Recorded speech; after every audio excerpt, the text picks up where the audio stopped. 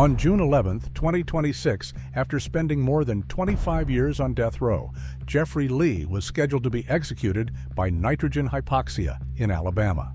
He walked into a pawn shop in Orrville, Alabama, asked a woman behind the counter to show him the rings, looked them over, and told her he didn't have the money yet.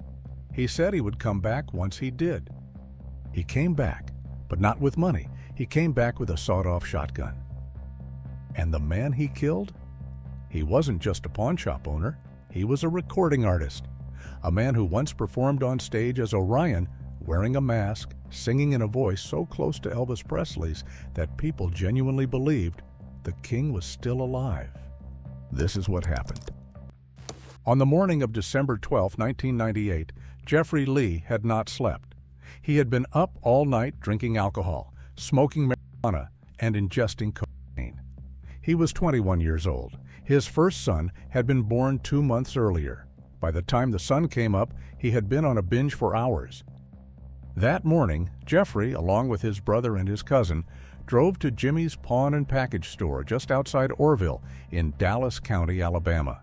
The stated reason for the trip was that Jeffrey wanted to look at a ring for his girlfriend. The store was owned by a man named Jimmy Ellis. But Jimmy wasn't just a pawn shop owner, he was a singer.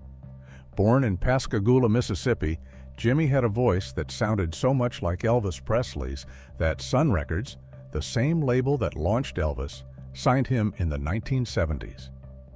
He performed under the stage name Orion, wearing a mask to play up the mystery.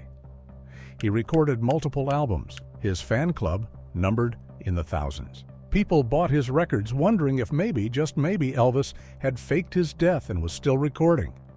Jimmy eventually tore off his mask on stage, tried to make it under his own name, and when the fame faded, he came home to Orrville and opened a pawn shop. Working alongside him was his ex-wife, Elaine Thompson. When Jeffrey walked in that morning, he spoke with an employee named Helen King. Helen showed him the wedding rings on display. He looked them over. Then he told her he didn't have money with him, but that he would come back after he got some from his grandmother. And then he left. Jeffrey and the 2 men with him drove a short distance from the pawn shop. Jeffrey bought a pint of liquor. He drank it. Then he smoked marijuana laced with cocaine. And then, minutes later, all 3 of them turned around and drove back. Around noon, Jeffrey walked through the front door of Jimmy's pawn shop for the 2nd time that day. But this time, he was carrying a sawed-off shotgun. And right inside the entrance, there was a big television screen showing the store's surveillance feed. Anyone walking in could see themselves being recorded. Jeffrey looked at that screen, and then he yelled, "What's up, motherfucker?" and opened fire. He shot Jimmy first. The blast hit him in the chest. Then Jeffrey turned the gun on Elaine and shot her in the face. He then shot Helen, the same woman who had shown him the wedding rings just hours earlier. Then he walked back to Jimmy and shot him again.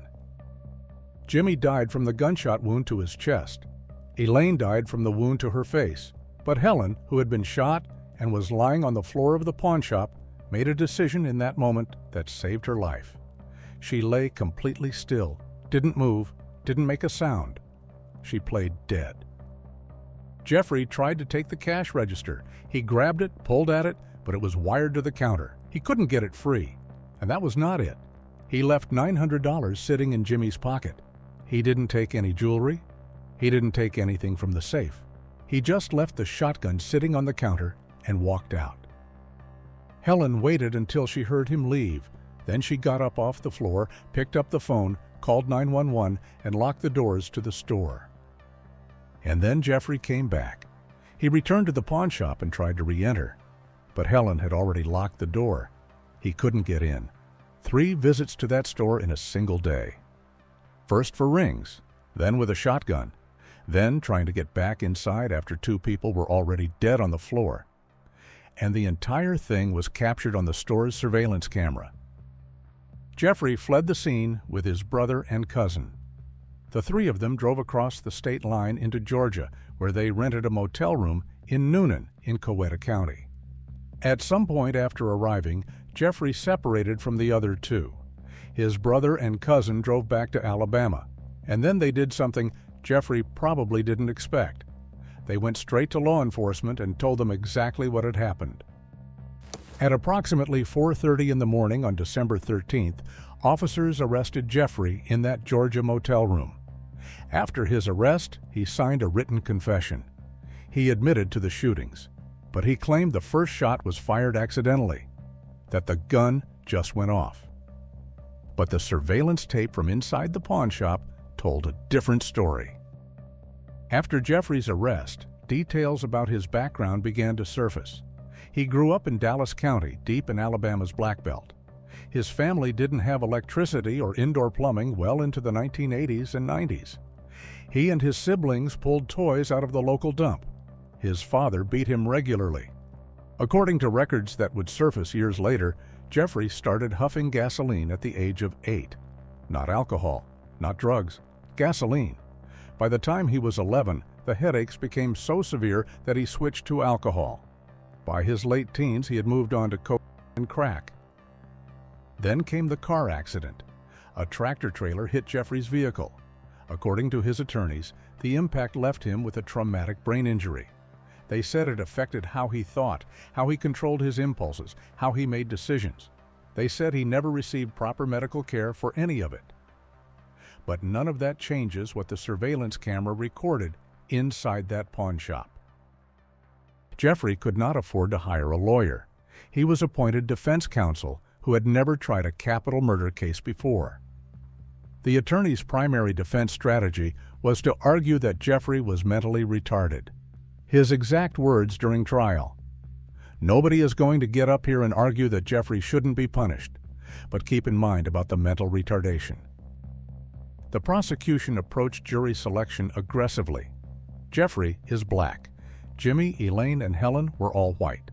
The prosecutor used every single one of his 21 peremptory strikes to remove black potential jurors from the panel. All 21. The trial lasted less than 2 days. The evidence was overwhelming. Helen was alive to testify. She had spoken with Jeffrey face-to-face twice on December 12th, once when he came to look at rings, and once when he came back with the shotgun. The surveillance video corroborated everything she said.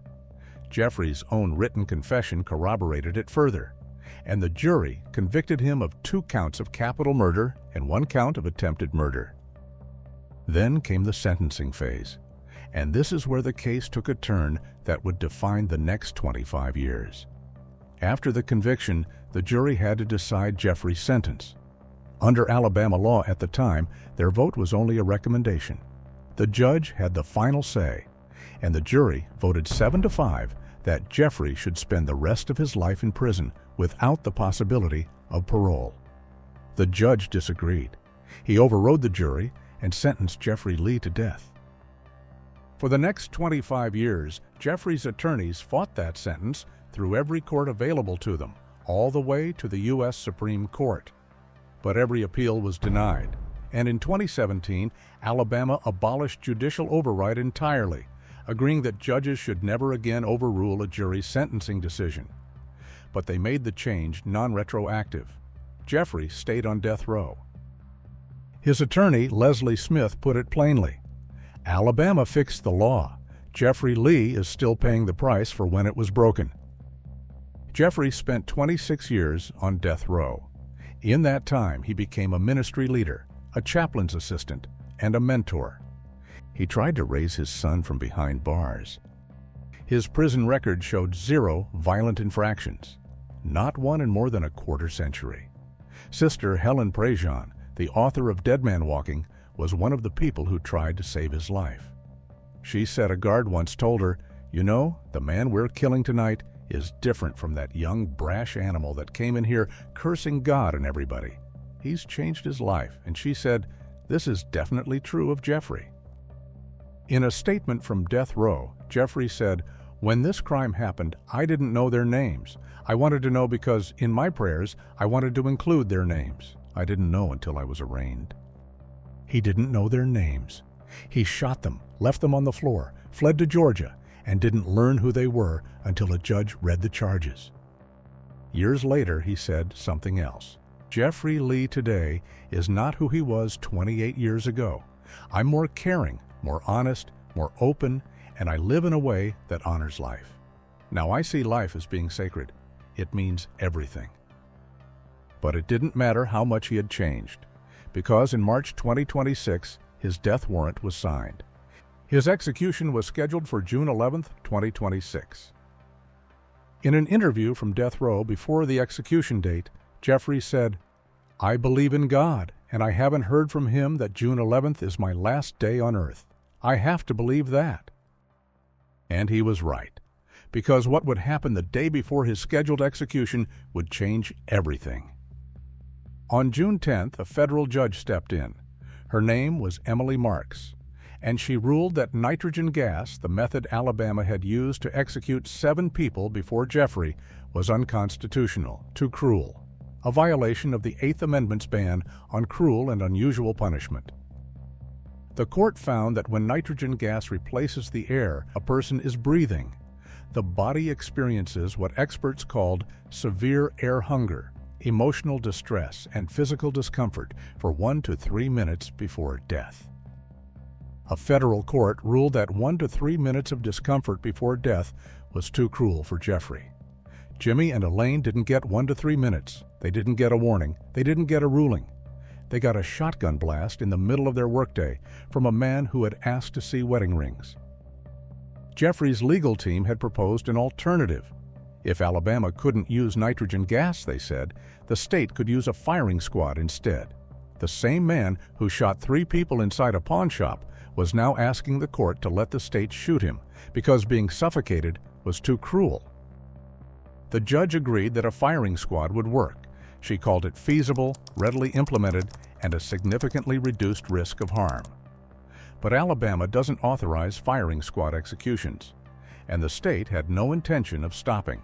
The state took it all the way to the Supreme Court, but the Supreme Court said no. But here's what most people don't know.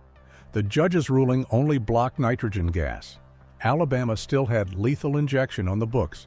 They still had the electric chair. The judge even said so herself. She wrote that Jeffrey was, quote, not entitled to an injunction barring the state from executing him using one of those methods. Lethal injection was available. The electric chair was available. Nothing was stopping Alabama from using either one, but they chose not to. They let the execution window close, and Jeffrey Lee stayed alive. After the ruling, Jeffrey called from Holman Correctional Facility. He said, "It's like an expected sigh of relief in one aspect, and then you still got to stay and maintain your focus and continue to fight." As of today, Jeffrey Lee is 49 and still alive. He is still on death row at Holman Correctional Facility. He is still sentenced to death, but no one can say when or if that sentence will ever be carried out. Jimmy Ellis was 53. He spent his life chasing music from talent shows in Orrville to recording sessions at Sun Records in Nashville to sold-out stages where thousands believed they were hearing the voice of Elvis Presley himself. When the spotlight moved on, he came home and opened a pawnshop. That is where he died, standing behind his own counter with his ex-wife, in the middle of a Saturday afternoon. And Helen King, the woman who showed Jeffrey the wedding rings, survived by playing dead, locked the door behind him, and lived to testify at his trial. She is the reason the world knows exactly what happened inside that store. What do you think? Has justice been served? Let us know your thoughts in the comments.